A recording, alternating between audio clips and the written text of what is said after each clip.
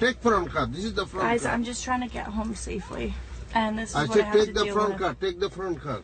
Why can't you drive me home? Why? It's a video City News first showed you earlier this week. A woman claiming she was being refused a cab ride because she was only going a short distance. Well, it sparked outrage from the friend of a young shooting victim. Ariella Navarro Fenoy was killed in 2015 outside Muzik nightclub. And the friend who was with her says it happened moments after they were refused by multiple cabs who didn't want to take them on a $10 ride. Now, she's frustrated to hear that this practice is still happening 2 years after her friend was killed, and the alarm was raised by friends and family about the illegal practice. It does take me back to that moment, and it brings back a lot of emotions for me, and it just like, I just want to be like, I never talked before on camera about my friend, and I was with her that night, and I just want to shed light on the fact that something needs to be done.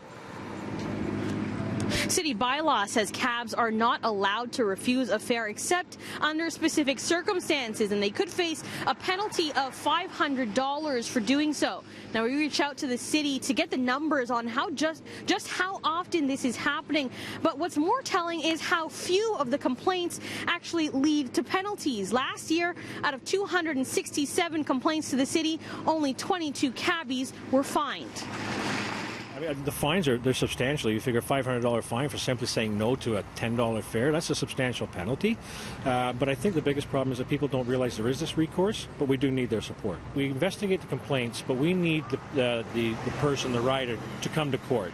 What happens if someone does this multiple times? Can they have their taxi license revoked? Yes, they can.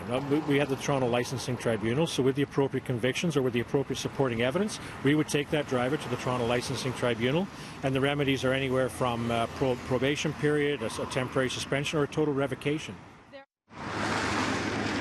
Now, the city says they are investigating that cell phone video that we showed you off the top, and they did reach out to that passenger. They say anyone who is refused a fare should make a complaint, or even if they're asked for a higher flat rate for a short ride. You can find the contact information for the city on our website, citynews.ca. Now, a City News viewer reached out to us with this story. If you have a story you'd like to share with us or an issue you'd like us to look into, these are all the ways you can get in touch.